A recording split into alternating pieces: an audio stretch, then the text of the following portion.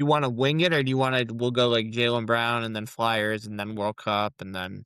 Do I want to wing it? I do want to wing it, Gary. That's what we do all the time here at Ah, Sports Talk with okay. Gary is we wing it. Okay. So here we are, Sports Talk with Gary happening because Gary's here. Not only is Gary here, sorry, I'm Nick, here with Gary. Say hello, Gary. Hi everybody. Hi Nick. All right. But Gary, we have a special guest today. And so I think we need to take a minute and let our special guest introduce himself and let him know his name and why he's here and what he's bringing to the table. So go ahead, special guest, do it. All right, so my name is Noah. I'm Harry's son, and I am a huge World Cup person. So I love the World Cup. I love football, most importantly the Eagles, and I just loved it ever since. So I listen. Your name to fame is not that you're Gary's son. You understand? Like your claim to fame is that you are Noah from the Kick Out of Two podcast, right? Yes. Right. Yeah. So you like football and you like football. Yes. Right. Okay. Well, I'll tell you what. I was encouraged to watch the FIFA World Cup by your dad right here on this very podcast, and I have been watching and not enjoying myself. You know, like we've been having some fun. Like we were in Florida for a big family vacation, and we had the US versus who was it, Kel? Was it? Oh, Turkey. And uh we were doing a casino night, and the dealer was like, well, if the US scores, then we earn extra money. And did the US score very quickly? Yeah, they did. And we went crazy. So yeah, right, exactly. No, we were like, dude, it was raining. It was raining chips on us. So the downside is I don't know enough about well, we'll call it soccer, right? Because the last team that we beat was who, Cal? Bosnia, and Bosnia had to put up on their social media that it's soccer. No, they didn't have to, but they did it because we beat them, right? And all I know is U.S. is still in it, which I love, but I would love to hear your thoughts on where. Not only do you think the U.S. is going to go, but where are we going entirely in this bracket? Who's going to take this whole thing? So, Noah, Gary, I'm leaning on you guys. I need a little bit of help here. What do you think? I mean, low key, I got Spain on this, honestly. Spain. I think Spain has a really good squad this year, and I mean it's gonna be a huge game. Spain versus Portugal, I'm pretty sure, Mm-hmm. and I'm definitely gonna stay tuned for that. Ronaldo plays for Portugal, right? Yes, he does. Right, like that's the guy, right? That's like the headlining guy, the most well-known soccer player on the planet at this point, I think. And Yeah. One of yeah. I mean, to Is he say is he still one of the top players, Yeah. Ronaldo? Yeah. Okay. he just scored the other night, didn't he? Like, I think he's been pretty Yeah. impressive this year so far. Yeah. Oh, geez, are you wearing a Warrior shirt too, Noah? Oh, Sure am. I'm gonna have to send up. I'm gonna have to send up some merch, Gar. You got to help this kid out. Noah's I know. Warriors. I know. Noah's wearing a Warriors t-shirt, and we're gonna talk about the Sixers and the moves they're making with their new GM. I know. Mm-hmm. And He's a Steph Curry fan. And Steph Curry. He does have an 8 shirt, but he does like Steph Curry. I will say, Nick. Probably gonna bring in soon, Noah. Sorry, it's time. I will say with the World Cup, I agree with Noah in the sense that I think Spain's really good, and I think Spain is going to beat Portugal.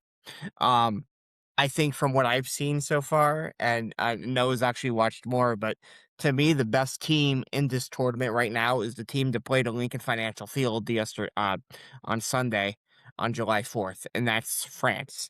Um, I think Mbappe is the best player in the world. I think Mbappe is the best player in this tournament, and I think I think France is the best team in the tournament. I'll ask Noah here. No, what makes Mbappe so good as a player? So he's had quite a career. I remember in 23 he played for PSG with Messi and Neymar, so that was a huge year. But what mostly makes Mbappe stand out, honestly, it's got to be his goal scoring. Like, as a striker and a left winger, you got to be quick, and he's that guy. He's fast, he's got the shot, and he's born to be a striker.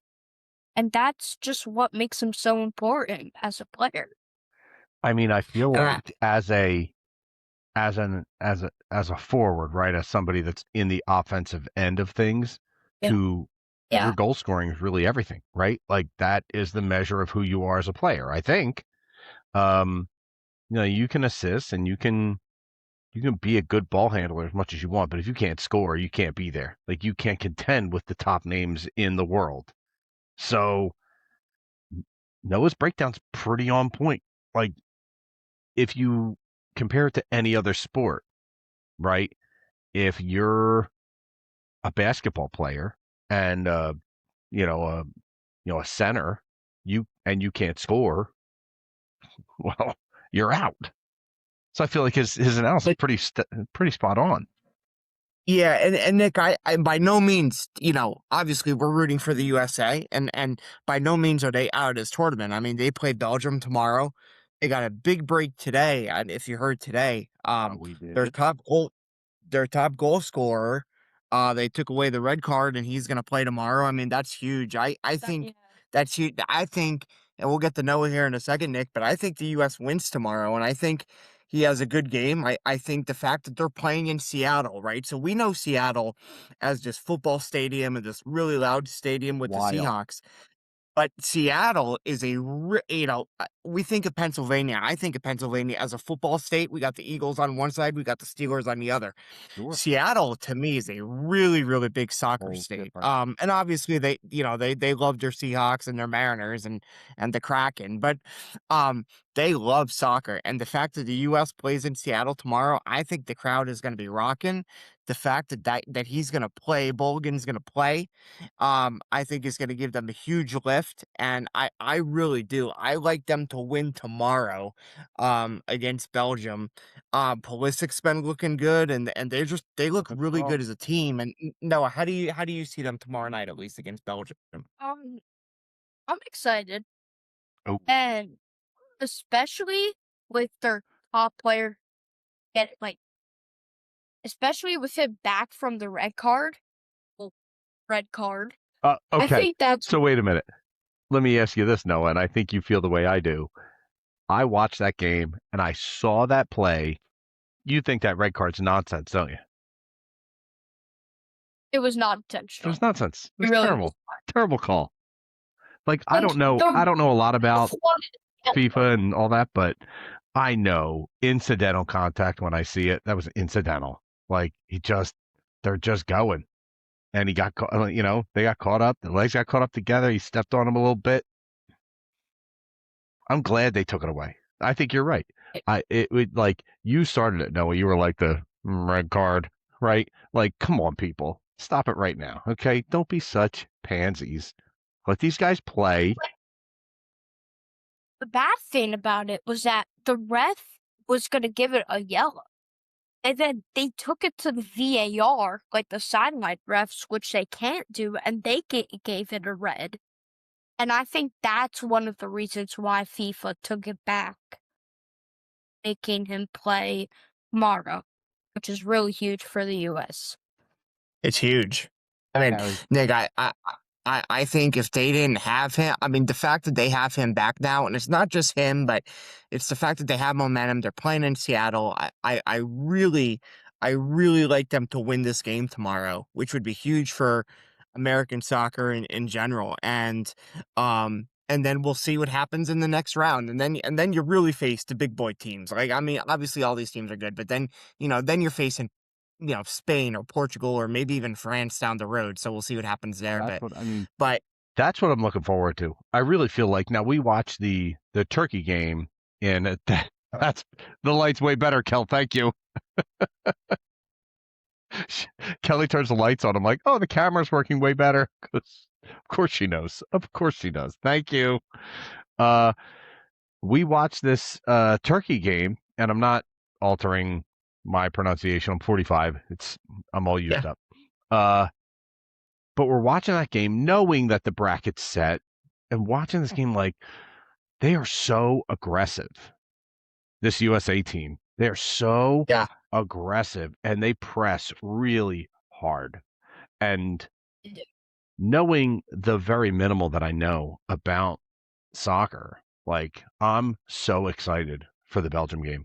Like I think you're going to get a really good match amongst kind of like an equal-ish playing field. Even though I think USA's got the upper hand, I really can't wait. Like I can't it's almost like when this whole thing started, right? There was commercials, and it was one of the miracle guys from the 1980 U.S. hockey team. It was Ruzzioni, Michael Ruzzioni. Yep. And the whole commercial is, oh, you don't think the U.S. can win? Well, miracles can happen. And he just gets up and leaves. Right. And I was like, oh, that's cute. And all of a sudden, U.S. looks really good. And I'm kind of like, So I think, Nick, I really do. And by no means am I a soccer expert. I mean, Noah plays soccer at a travel level. So, but I agree with Noah. I really like them to win tomorrow's game against Belgium. I think it's a matchup really in their favor. If they can beat Belgium, and then you play either Portugal or Spain, and then who else down the road. If they beat Belgium and then they play Portugal or Spain, now I think you get into that territory of miracle on ice kind of thing. You know what I mean? Like, could this be miracle on ice 2.0? They've played teams that they've beat. Now, like, if they beat Belgium, it's a step up. Like, they gotta face the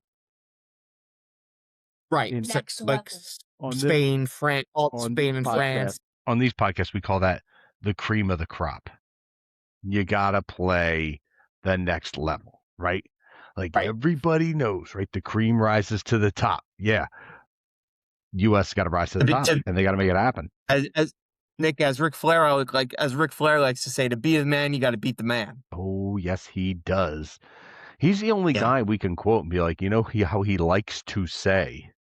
Everybody else we quote is not with us, so that's a good one. So I like it. Right. So yeah, we're super excited for U.S. Belgium. That's tomorrow. Yep. And where? Yeah. At Seattle. Seattle. And that Seattle stadium is something. It's gonna be rocking. Man. Yeah. Ooh. I would sell out crowd, honestly. It's absolutely a sellout crowd. Absolutely, Noah. Yeah. Like the problem is that town, it has very little other than its sports teams. There's just really not much going on other than that. So to give them all something to like everybody show up, not to mention the crowd from around the country that will go there and get in on it, man, they're going to be rocking. It could be the biggest soccer game in U.S. history, Nick, for what this could potentially do moving forward. Yeah, I agree. And I've always felt, and I really do believe this within the next 10 to 15 years, that I felt that the U.S. the U.S. men, obviously we're talking, would find themselves in a World Cup final based on, it's just a matter of what it is, right? Like, there's more families now with American football concerned about concussions and Noah plays travel soccer, and I see a little bit of the development there, and I truly believe that in the next 10 to 15 years the U.S. will be in a World Cup final, and again, Mbappe, he'll probably go down as the greatest player of all time, like a Pele type, but within the next 10 to 15 years and forward, like, I really do think that we're going to see a Mbappe type player, a franchise type player, if you will, come out of the United States, just because the game in general, soccer in general, has really really develop. But yeah, this is the biggest game in history of the U.S. soccer tomorrow night. Soccer in this country is going to come down to one thing, and it's the thing that drives all professional sports: money. Yeah, As they yeah, start getting big contracts for soccer players in the US, you're going to have kids that grow up and go, "Hey, I like soccer. I'll stick with it." Instead yeah, of doing this that makes money, I'll play soccer because that also makes money. So right. the fact that you've got just a bigger number of kids, obviously the number of children in the US rises every year. You're you're just going to have more and more opportunities for athletes. And as people get kind of, I mean, not for nothing, we're all getting sick of basketball, right? It all feels not real. Same with football. Like we're starting to get a little disconnected. When you get another sport that can contend, those guys are going to make money, and then you're going to have kids looking at that and saying that can be a career for me. You're absolutely Yeah. right. That's going to be, you're not going to be a big four country anymore. It's going to be a big five country. I don't But to me, the big change would be if they could beat Belgium. And then if you could, knock off a Spain, like if you could take it one step further, and that's when I think we get into that miracle on ice kind of territory. Just kind of, like the '99 U.S. Women's World Cup team, right? That was in America. Mia Hamm and Brandy Chastain and all those girls, like I would they put it, won that World Cup, and then our women's soccer has just taken off ever since. I kind of Even put it like to where 2 years ago, what's that, Noah? No, go ahead. No, go ahead. even like 2 years ago, like the U.S. women, they were good, and Yeah, like man. the men is just the same. All they have to do beat Belgium, and then they play for If, the next level, beat yeah. them. If they beat Belgium and they can even win at the next level, you're going to see a big shift. And I equate that with the Flyers last season, right? Like if Yes. they can beat Pittsburgh and get to that next level, it almost doesn't matter how the next level goes because they've made a mark and changed So, Nick, the go ahead. well, So let's switch over to the. I wanted to switch over to the Flyers because I want to talk about Carlson. yeah. I mean, Listen, how sure are you, number one, that they're going to get this guy? I absolutely want them to get this guy, but I think what's going to happen is they've forced Anaheim's hand into giving him the contract. Anaheim's not an old team, and he's such uh he's a generational type player that they can't not sign him. They're gonna have to match and sign him to that contract. Now, will I be thrilled if they don't and the Flyers get him? Of course I will. Like I want if the Flyers get this guy that changes absolutely everything because you bring in they're bringing back Claude Giroux and they made a couple really nice little draft picks that I actually really like Right. on a team that's already young. Now, if they bring in Carlson, you are going to lose a younger player, probably like a Tippett or a Zegras. I prefer to lose Tippett over Zegras, but you you can't keep everybody. But this guy is a top line center, and if the Flyers can get him and bring him in, they lock him in long term, and then they can start making a run for it. Just like we talked about months ago, where it's like, look, all you have to do is get past this point, and then you're a contender, and you can build off of that. That's where they are. Right. I am Right. so excited to see what happens with this guy. Uh, so if they could somehow get him, and obviously they haven't matched yet, but if they can get him, they're a legit Stanley Cup contender. Oh, there's no Legit, question. legit. There's no Yeah. question. Not to mention, I mean, if you bring back Claude Giroux, who is a leader, right? He's a locker room leader. He's a veteran. Now, he wouldn't come in and be like, oh, I'm the leader of the locker room, but he would come in and say, listen, I'm a veteran. I've been here. I'm not in charge. I got it, but I'm going to play my part and make some money and win some games. And the city friggin' loves him. Yeah. Well, I guess my question is like Noah was saying about with soccer about the ability to score. You have to have that score, and he mentioned that in soccer. Yeah. And I just feel like Carlson's a guy. He's a guy who could score the puck, right? Light the lamp, as the cool kids like to say. They could light the lamp. With Giroux, how much does he have left in the tank? Because I mean, he's been around a while. So he's got a little. right? Not a lot. Like, he's not going to be your top line guy. He's going to be your third line, maybe fourth. But he does bring a locker room presence and a maturity that this team does lack because you have a lot of young talent, and he could really help these guys along. I don't think it's a situation where Giroux's going to score a bunch of goals and make a big difference. I think the difference he's going to make is in that locker room with this young talent to kind of go, hey, chill out. Yeah. Here's how you conduct yourself as an adult in the NHL. Like, I think that's what he brings, especially how you conduct yourself as a Philadelphia sports player. Because That sounds a lot to me like a Lane Johnson, Brandon Grabbed Kelsey type yes, it's exactly presence in the locker. that's it's absolutely present. Now, he still has something in the tank. He's going to give you goals, he's going to give you points, he's going to give you some of all of that. But yeah, he's not as quick as he was because none of us are. And but it's not a nostalgia pick, right? Danny Briere's smart enough. He knows better. It's not the city loves him kind of pickup where you grab a guy because the city likes it. He's grabbing a guy because he knows what he can do in that locker room. That's all it is. It's a really, really good move. Carlson's really just, if you can get Carlson, a lot of questions are answered. If you can't, okay, the team is still serviceable, but you have to still search for that first line center that you need. That's all. You get them, great. You don't, okay. Yeah. Let's keep plugging forward. One of the guys too, I will say to go on the I will say I'm mentioned on the US soccer team, and I'll have Noah talk about more about this guy is Freeman. And I say Freeman because he's the son of former Eagle wide receiver Antonio Freeman. The great Antonio Freeman, who helped out the Eagles as well as he's obviously for his Packer career, but he was great on the Eagles. But no, what do you see out of Freeman when you watch him play? What does he bring to the table? I mean, he can bring a lot of stuff. I think, honestly, for his position, like, he's a good passer, honestly. And I think that could really help him through a lot of things. Because, like, if you become a midfielder, your number one goal is to, like, find space, get the ball, and pass it. Like, And advance, create, right?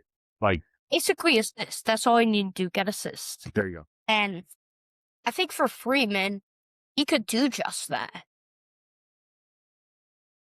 So, And I think I mean, that's kind of you like, obviously we said before, right, about, you got to score to be a player, but as a midfielder, right, you have to advance and assist, right? Like, you got to just get it into a place where these guys can score. And if you think this guy can do that, right, you have to create opportunities, right? As with every sport, but soccer and hockey maybe more than any. You have to create an opportunity. You have to build yourself around a defense to make it an opportunity to score. So does Freeman do that? It starts from the defense and then just progresses up. And does Freeman do that? Does he facilitate that? I'd say so, yeah. And then Nick, I would say too, Nick, like we talk about the moment, right? Like in the Super Bowl, Cooper DeJean had the pick six. He had the moment, That was right? huge. That was And absolutely. in the NFC Championship game against Washington, I know Saquon Barkley went over 2,000 yards, but in that NFC title game, the first time the Eagles touched the ball, Saquon takes it to the house over, I think it was 50-yard run against Washington, and so he had that moment, and so I think against Belgium and going forward in this tournament. Christian Pulisic who gets the headline because he's the top scorer and he's a great player and he's just a difference maker.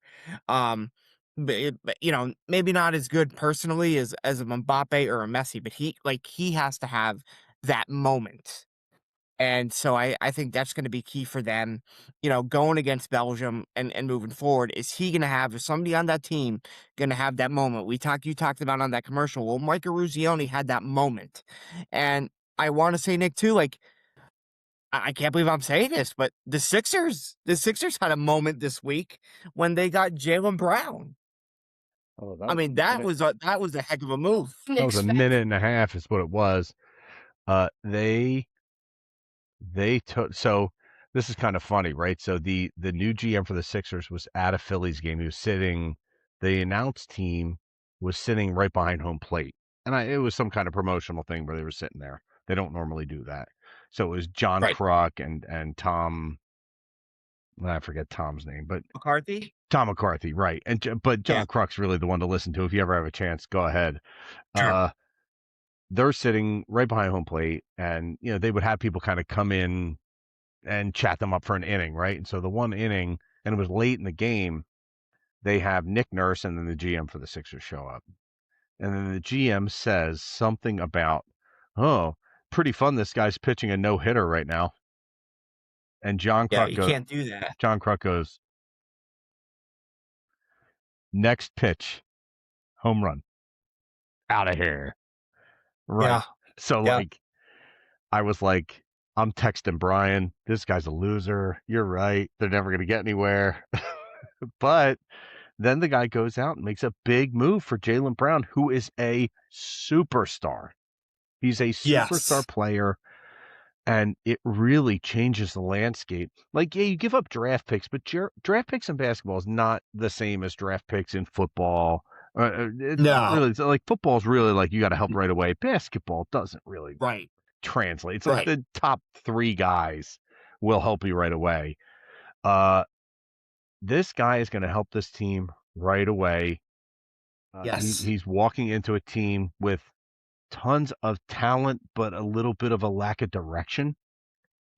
And a guy like So Jalen Brown, you can build your offense around. yeah. So I think Nick, I will say there was a game this year actually, where Noah and I had an opportunity through a friend of ours.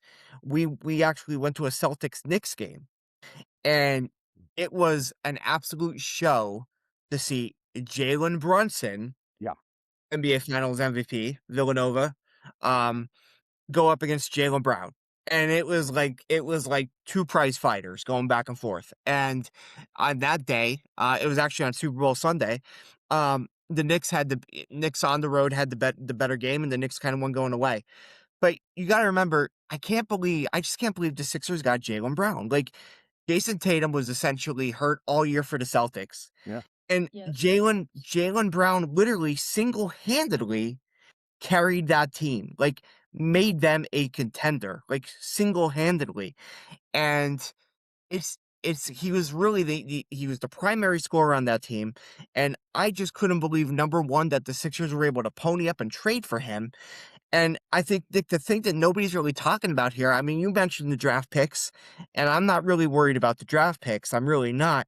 But the fact that they were able to trade Paul George and this deal, Nick, they didn't they didn't It's still but they didn't have to give up VJ Edgecombe or Maxey, Like, specifically Edgecombe. You know what I mean? Like, those are both deal breakers. Like, young talent you right. have to keep. And like Maxey is kind of like a glue kind of guy.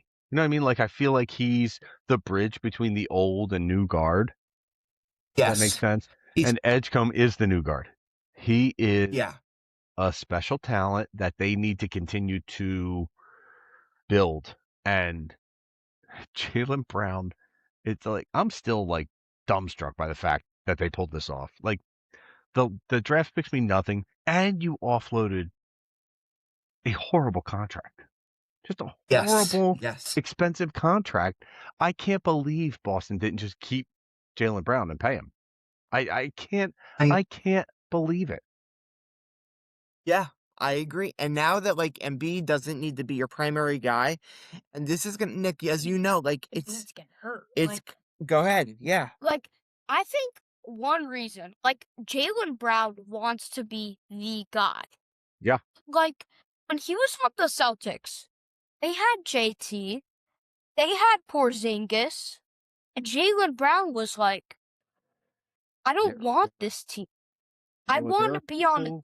There are people on this planet that are okay with being part of a team. And there are teams that need people like that. Like, there are places that need people to be a team member and just do their part and get through. But there are other places on this planet where they need people to be the guy and to show up and be the guy. And a basketball team is exactly where you need somebody to show up and be the guy.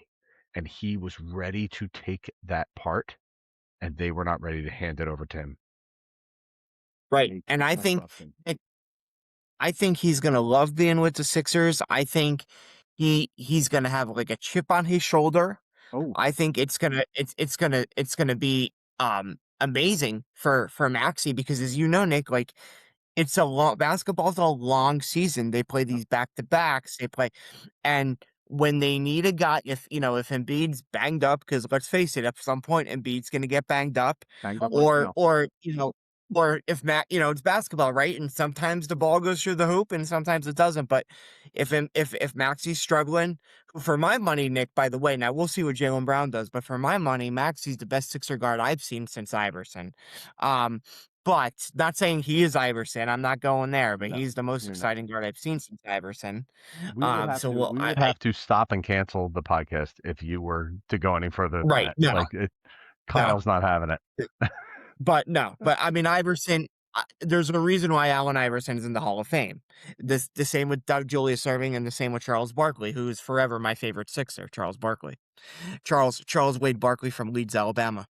Um, but A knucklehead. what Jalen Brown's gonna do is he could score for you. He could give you 30 a night when other people are having off nights. And I just He wants to put the team on his shoulders, where yes, a guy like Embiid has been shouldered with a team.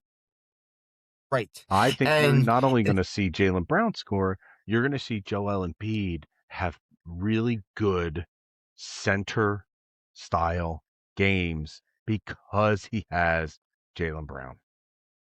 right. It's a total game And changer now.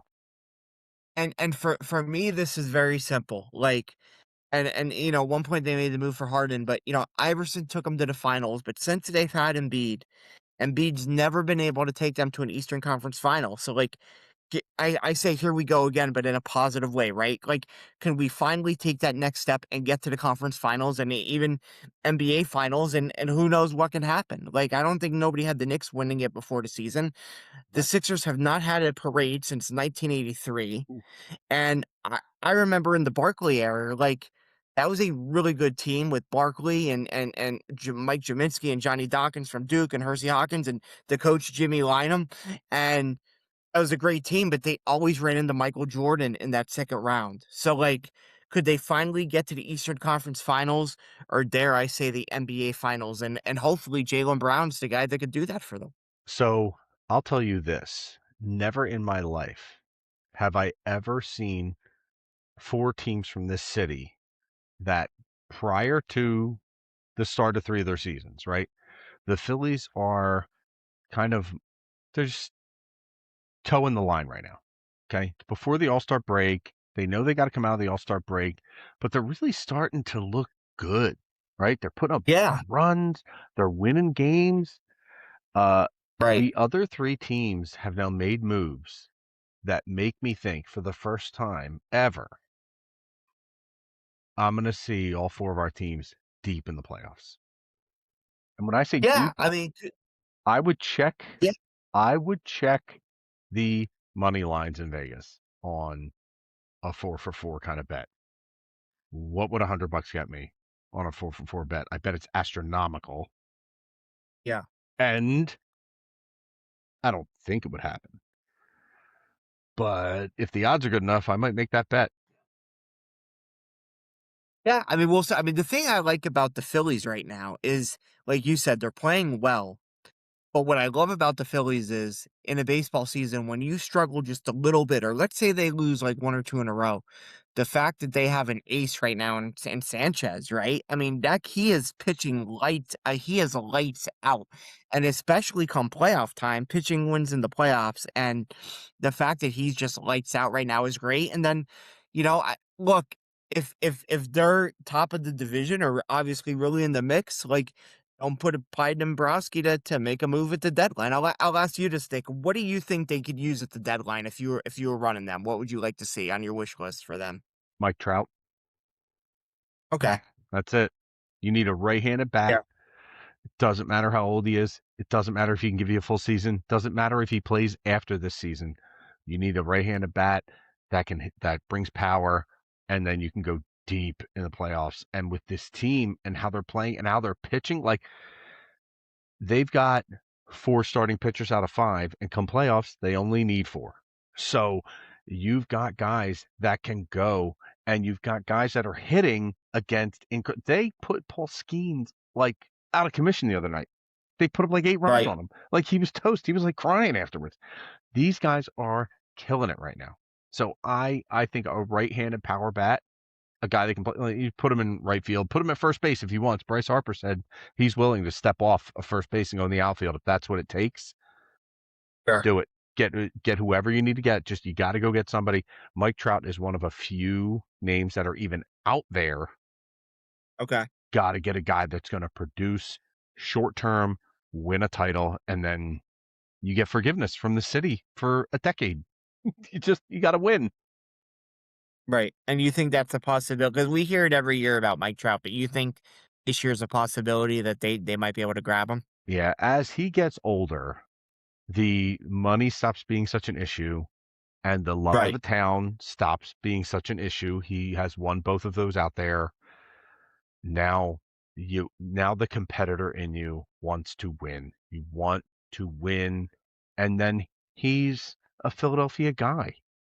Like what better Yeah. way to end your career than to come home, win a championship, be on one of those buses in a parade, give a speech, and retire and be done. Like, Right. like the stories don't write themselves better than that.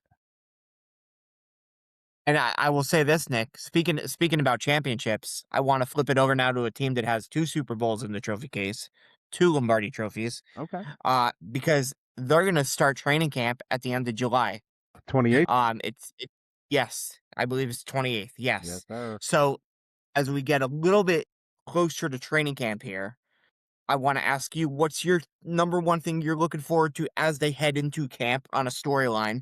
And then I'm going to flip it over to Noah to ask him what his kind of number one thing that he's looking forward to with the Eagles as they head into training camp. Nick, I'll let you go first. So my big thing that I was just looking at it today, and it was one of these offensive linemen that they drafted, an interior offensive lineman from Georgia. I want to say his name was like Marius. It begins with an M. It's like an MM name, and Kyle's going to kill me Right. over this, but he really looks like they may have hit the jackpot with an interior lineman to where they Okay. don't need to move guys around off their natural position.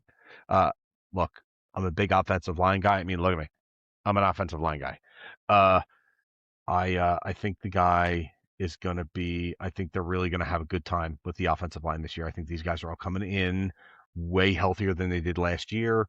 I think with Mhm. Guruji moving to safety, I feel like the defense is pretty solidly built again.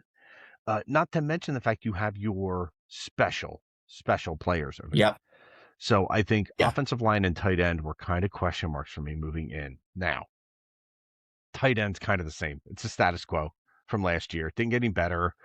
The guys got a little older. So, I mean, you drafted a guy, but I don't know. I feel like it's basically the Yeah. same situation. I need to see him. I need to see him on the field first Yeah. before I get really excited. But Yeah, I the agree. the So, offensive line and yeah. what I'm reading about in camp and what these guys are seeing about their quickness and how these guys are moving about and how these guys are getting up and moving around in camp, especially the older guys, I feel really good. Like offensive line's everything, everything. So I feel really good about where these guys are going to be heading forward. What are you excited about with the Eagles going into this season? So let's go back. In Yeah. 24, we have Saquon. He was a powerhouse. He carried the Eagles to the Super Bowl. And in 25, he fell apart. So I think going into this 26 season, they have training camp, and I think Saquon's just gonna show up again. Like, he showed up in 24, then just fell apart. I think I think he's got it. I think, like, with him showing up, it's gonna be a huge help to this offense. Yeah, So I think you guys both hit it, right? Like the running game with Saquon Barkley and the offensive line go hand in hand. And with Saquon going over 2,000 yards 2 years ago and winning the Super Bowl, the offensive line was absolutely dominant. And so if they could get back to being that dominant, and we're not even saying like 2,000 yards Saquon, but to Noah's point, I really do think they want to build this offense around the running game. So they want to build it around the running game, and hopefully this offensive line can be dominant again. I think Jurgens, I actually feel pretty good about. And we'll see about Landon Dickerson, because if you could guarantee me that this offensive line is going to be healthy, and specifically Landon Dickerson, I'm already ready for another deep run. Um, but hopefully, Dickerson could be healthy, because that's going to be a big deal. And how healthy could he be? And yeah, if Saquon can be the Saquon of 2 years ago, like Noah said, and that offensive line could be great, and I'm really excited to see this offense go. For me, Nick, it's two things really. Um, I think, and you hit it with Cooper DeJean, I think this defense has a chance to be really good. I mean, like, I'm talking like top three in the league good. And I do believe that defense wins championships. And all you got to do is look at that Super Bowl against Patrick Mahomes, where the defense sacked him 9 times. And nine I times. think 9 times, and I think, obviously the pick six that game. I think this defense can be really good. I'm still concerned a little bit about at safety. But if DeJean's going to play safety, and if he's really that good at safety, and clearly Fangio has all the confidence in the world in DeJean at safety, because the whole offseason, Nick, I've been pounding the table for like an upgraded safety, and they're not doing it. So that tells me that Fangio knows, he has some belief, or he has confidence in something that he's cooking up. And I I I will say this, your guy, and I know Steve was a big fan of this guy, Nakobe Dean. Nakobe Dean went to the Raiders, and I get that. He got a really good contract on day one of free agency. But Jahad Campbell, the first round pick, he's got we talk about players, and we will going forward about players, year one going into year two, taking that next step. And Jahad Campbell's got to be like one of those guys. And I think that he could really impact his defense. And another guy, Nick, I'll put out there, a guy that you really like is Jeremiah Trotter Jr. Um, just another depth guy that they need to perform really well. But I think the defense can be really good. And I agree with Noah and with you with the offensive line, and with Saquon. And then, I mean, Nick, do you want to say it, or I'll say it? Because if you don't say it, I'm going to say it. Saker. Go ahead with it. Say, who's going to replace AJ Brown's production? Devontae Smith. Devontae Smith. Okay. Because, Okay. and here's why I say that, right? You're going to a play action run style offense. Yes, which So, I'm very excited about. You have Saquon Barkley, who's going to have a really good year. I don't think he's breaking records, but he's going to have a good year because you have Tank Bigsby running behind him, who is a monster. He's a tank. He is what he says he is, right? He's Yes. lifting up Yeah. veteran linebackers and putting them in the dirt, and then he's running over them. But then you also, everybody loves to forget, Jalen Hurts is squatting 600 pounds. He's also going to run at you. Then you're going to throw the ball. Then you're going to do what I've been calling for. I've been dying for a jet sweep for years. But you have Hollywood Brown now. A Hollywood Brown jet sweep on those runners, and then Devontae Smith. Over the top, across the middle. Doesn't matter. Dude's going to go crazy this year. He's going to go nuts. Okay. I think you're going to have a little bit of Dallas Goedert, but not a lot. I think it is a Devontae Smith breakout crazy year, especially if they're playing from behind. He's going to be Nick, a monster. Nick, let me ask you this though, because if I'm game planning, got to go against the Eagles offense right now. I feel bad for you. I'm gonna put my best corner. I'm putting my best corner on Devontae Smith, That's a and mistake. I'm putting a safety over the top to Devontae's side. So essentially, he's getting a double teamed. Oh. And so, how do you react to that? So I think it's a mistake, right? So Jim Johnson, former great late Philadelphia Eagles defensive coordinator, always had it right. No. He would take Yes. your second cornerback and put him on your number one with a safety over the top. And then he would take your number one corner, man to man, on their number two wide receiver. And that would even things out until your defensive line can make stuff happen. If teams are putting their number one on Devontae Smith and then allocating other resources over the top for Devontae Smith, they are making a huge mistake because they are leaving a lot of field open. They're leaving a lot because you have other receivers, you have tight ends, you have Saquon Barkley, you have Jalen Hurts that will just leave. He's just going to go. Yeah. So, Well, I think back to when I know they ended up losing the Super Bowl to the Chiefs, and what was a great Super Bowl. But I always think back to the year with Shane Steichen, who obviously is the head coach of the Colts. When Shane Steichen was the offensive coordinator, and when the Eagles went to the Super Bowl and lost, I just felt that Steichen and Hurts together, they were always one or two steps ahead of the defense. They were always just one, and obviously probably maybe Sirianni played a role in that too. But they were just two set that Jalen Hurts had an MVP type year, whereas when they won that Super Bowl, obviously they ran Saquon, and I really want to see with Sean Mannion if we get back to that, where we just kind of feel as a fan base when we're watching a game that Sean Mannion and Jalen Hurts and Nick Sirianni offensively, they're one or two steps ahead of the defense. Like they're running one play to set up two or three plays down the line. To me, that's what it's going to be. yeah. That's what it needs to be. That's really And frustrating. if it is that way, Nick, if it is that way with the defense, and we might get a third Lombardi trophy, or is it going to be an offense where we're just scratching our head again, being like, "Hey, man, this we're just watching paint dry." No. But hopefully that's it. Listen, Hopefully Mannion's the real deal. listen, if Brian were here, he would tell you if the offense stagnates this year, then you're going to see a change happen, and that's going to be at the quarterback. Absolutely. So Yeah. I don't think that's the case. I think Jalen Hurts is the real deal. I think he didn't accidentally go to 2 Super Bowls. I don't think he accidentally won a Super Bowl. I think he's a real deal. And I think moving forward, he's going to be the guy. And he's going to go down as the greatest quarterback in Eagles history with probably 2 Super Bowl rings. And Let's hope so. and listen, if it's more than that, I'm happy. You feel me? Like, I don't want to be greedy, you know what I mean? But Right. nothing I see this year, just like any year, nothing I see tells me like, oh no, we're not going to win such and such games. I think the Eagles are going to win the division because we're in a weak division. I don't think the Giants and Commanders made any steps to do anything special. I think the Cowboys are just going to continue to rot because of Dak's contract and CeeDee Lamb's contracts. And bad decisions by Jerry Jones. So I think the Eagles are going to win the division. They're going to go to the playoffs. Then we're going to see what happens.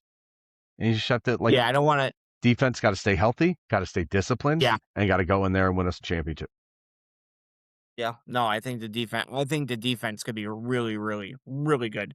So, Nick, but before we get out of here, let's make our predictions for the U.S. tomorrow night. All right. We'll start with you. U.S. Belgium. Who do you like winning the game and why? USA, because they got back they brought back Allegan, and Right. that's gonna be a huge help. And they also have McKinney and Pulisic. So I think they should just rock Belgium, honestly. I mean, Can we I get think it would be Can we get kind of a 4? tight game. What do you think tight or no? They're either Bit gonna rock tight. them or Probably tight. like 3-1, maybe 2-1 USA. Now you said 3-1 first. We're gonna take 3-1 from Noah. That's what we're gonna do. You writing that down, Gary? Yeah, 3-1. 3-1 USA. I have no idea, but I'm gonna go. I'm gonna go 4-2. Big scoring game. 4-2 US. Oh, wow. Okay. Mm-hmm. Coming off the 4th of July. Neil, you're feeling it. Feeling it. All right, Garrett, come on, give it to us. Yeah, yeah. I think with this news today, with him being back, Mm-hmm. the game being in Seattle, obviously, USA territory, they've got momentum. I think the USA, they beat Belgium, and then we'll see what happens, and then it gets really exciting, right? Because then we get into that, then we get into the Ruzioni territory, Mm-hmm. that Portugal, Spain, France, right, and then just so, that 99 Mia Hamm territory. So, They're gonna have to beat them. um, That's all. That's yeah, every no, but I right, but I think I do. I think they beat Belgium. I think they win tomorrow for sure, and they keep going. all right. Yeah. Perhaps if there's time. Now you guys are going on vacation, is that right? Yeah, we're gonna be going on vacation. One thing I will say, Nick, and I know we're just mentioning this now, but by the way, I know a lot of people have LeBron going to Golden State. Don't be surprised. The Sixers are in the running. They are in the running. They are in the running. That's why I tell you, I would not be surprised to see a couple of championships maybe this year. They're in the running, and Yep. a big reason why they're in the running is Tyrese Maxey. Yeah. Very good friends with LeBron. And the GM, the GM played basketball Yeah. for LeBron in high school. So he went. Yeah, apparently Gansey was a really good basketball player. Went to Virginia. But like he was basically the runner up to LeBron for in the state of Ohio, like Mr. Basketball. He was the runner up. So yeah. So I think, but again, Nick Sirianni talks about it. Talk about the importance of relationships, right? Mhm. And the fact that Maxie has a relationship, the GM has a relationship. Rick Paul, his agent, have said that they're interested in the Sixers. I know again you love Vegas, Nick, you love Vegas. The Vegas odds would say right now, still Golden State, but the Sixers are in the running, and it wouldn't shock me because of those relationships if somehow they pulled it off. And then obviously you got to think about Cleveland because he's adored in Cleveland. But yeah, don't be shocked. And I will say this, we are heading on vacation, but Nick, at our next podcast, I'm going to make a prediction for you right now. Our next podcast, which it's going to maybe be a week or so, a little more, but LeBron will already have a team by our next podcast. We'll be talking about that. So we'll be talking about LeBron James, the Philadelphia 76er, when we talk again. Is that what you're saying? I think they're a dark horse. I really, really think it could happen. Yes. Well, I guess Yeah. we will figure it out together, right? I think it could happen. All right, brother. Yeah. Well, I think we've just done everything, right? So let's kick out a two of this podcast real quick. Noah, thank you so much for coming to help us out with all this FIFA soccer stuff because we don't know what we're talking about. Garrett, was great talking to you, Pleasure. catching up. Go Birds. Yes. We'll talk soon. All right. Go Birds.